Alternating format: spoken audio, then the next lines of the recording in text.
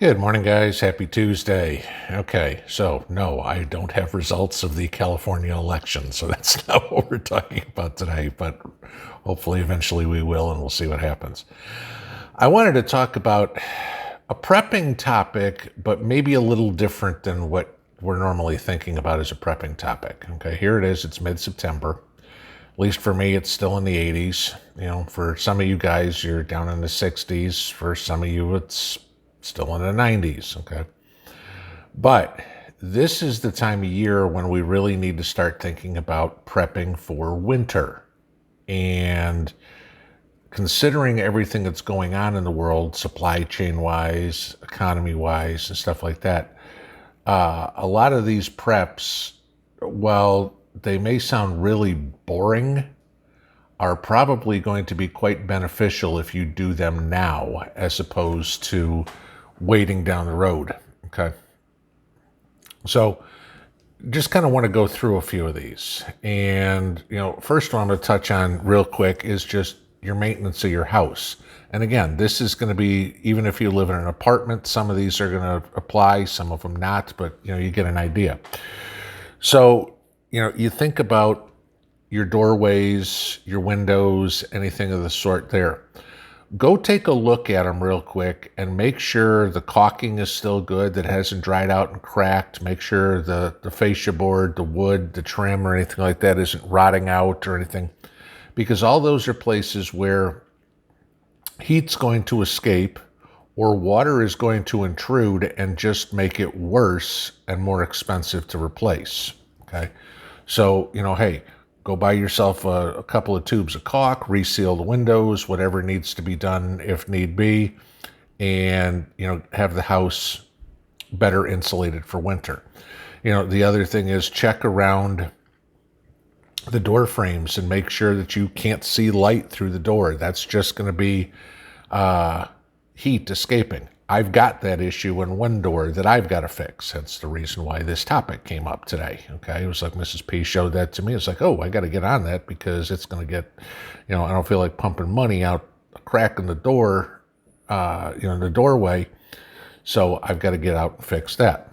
Okay. Next one, clean your gutters. And I know everybody's going to say, well, hey, but the leaves are all going to fall and everything like that. So why not do it till later? Why not do it now rather than have twice as much to get out of there, or if the weather turns real south real fast and you never get to do it, okay? Easiest way to destroy your house is to have plugged gutters. So if you don't have the gutter helmets or anything like that on there, or screens or whatever it would be, and there's leaves in your gutters, get that done, because the last thing you want to be doing is replacing a roof, all right? Getting into dangerous stuff. Clean your chimney, okay, and order your firewood. Now, definitely want to get seasoned firewood because green firewood is going to create a lot more creosote, which of course is the reason why you need to clean your chimney in the first place. You don't want the chimney to have blockage. You get all that carbon monoxide in the house, and the next thing you know, you're dead. Okay, we don't need that. So, have somebody look at your chimney real quick. If it needs to be cleaned, get it cleaned, get your firewood ordered. If you got it, even if you don't use it for heat, enough people have, gee, I want to have a fire for Thanksgiving. I want to have a fire for Christmas, whatever it would be. Make sure you've got your firewood because it's going to be harder to get this winter. Okay. And it's going to start getting expensive. I mean, I'm already seeing over $300 for a cord around May. That's insane. Okay. This one is probably something y'all do every time, the clocks change is, check your smoke detectors, check your carbon monoxide detectors, make sure the batteries are fresh in there. Okay. Again, same reason with the fireplace. Last thing you need to do is get carbon monoxide poisoning. Make sure you got those things checked. Okay.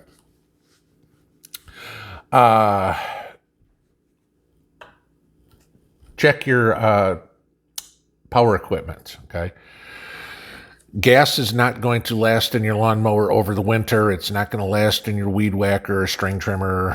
What the hell they call it in Australia? I forget. A whipper or something, weed whipper or something like that. So no, drain those things out. If there's just a little bit of gas in it, great. Run it till it's dry. If not, you're going to have to siphon it out. But you can put that gas in your car. Okay. So do something like that.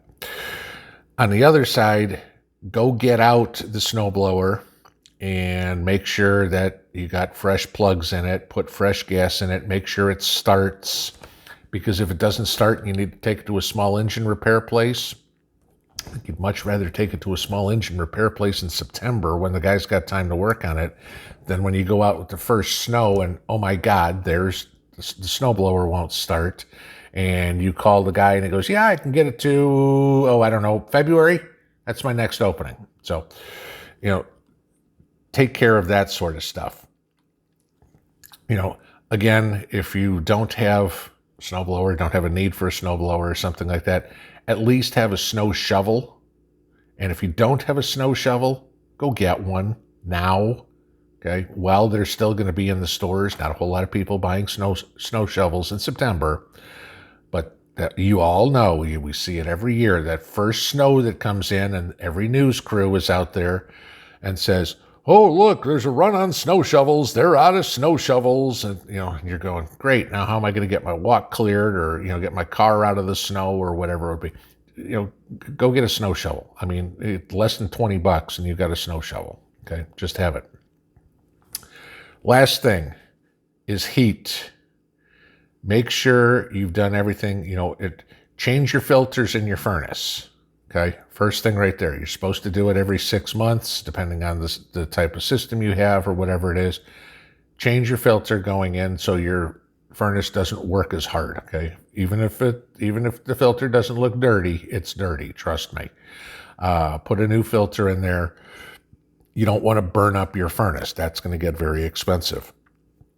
Then, depending on what kind of fuel do you use heating oil fuel? Okay, if you do, or if you use propane or natural gas and you've got tanks, fill those now. A, it's going to be cheaper before it gets cold.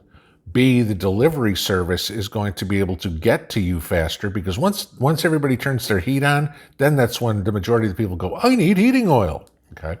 Or I need propane. So, you get it now. Well, it's a little bit cheaper. It's off season still. And get yourself topped up before they go, hey, gee, you know what? We don't have any. Somebody had emailed me today about getting their heating oil and whether they should pay. I think she was asking $2.89 or something like that for a future price, lock in that future price.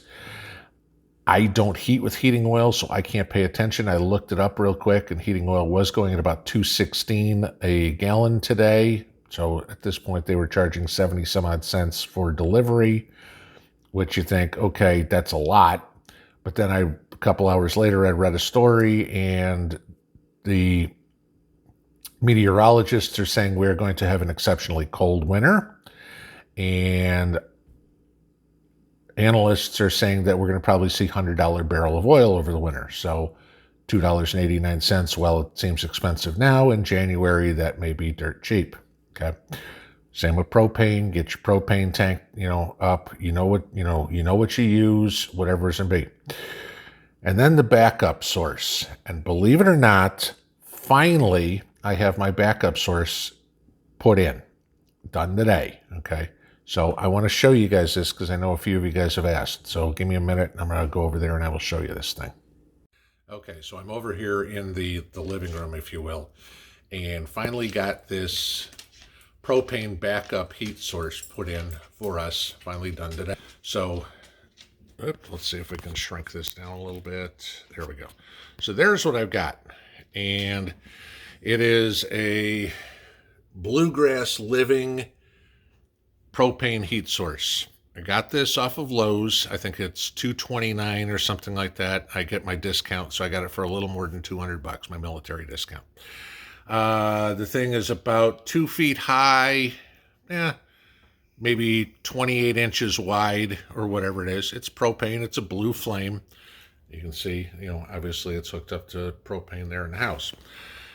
The advantage of this thing is $200. If you can install it yourself, hey, great. Okay. If not, obviously you got to get it installed. But the advantage of this is that small unit right there will heat up to 1,400 square feet. It does not need electricity. However, there is an electric fan in there. And as you can see there on the left-hand side, there's an outlet right nearby. But of course, if the power runs out, all I have to do is plug it into one of my solar generators, and therefore I can heat the entire house with this little unit off of what we've got in the way of propane. It's my backup source because the house is on a heat pump, but if the power goes out, like it's normal around here, then I've got some sort of heat source and we're not freezing our butts off here come wintertime, because that happened to us last year. We didn't have this. And it was down, power was out for about 12 hours, and all of a sudden it was 50 some odd degrees in the house, and that gets cold. So, just something to look at. If you guys want to look at this, I'll put a link to this heater in the description.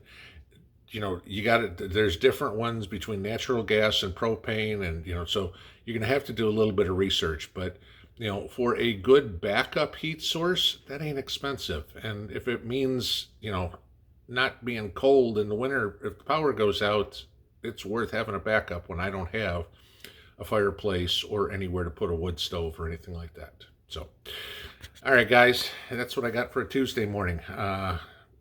Just like I always say with preppers, we're always ahead of the game. We're proactive, not reactive. That's what I want to talk about today. Have a good one. Pinball out.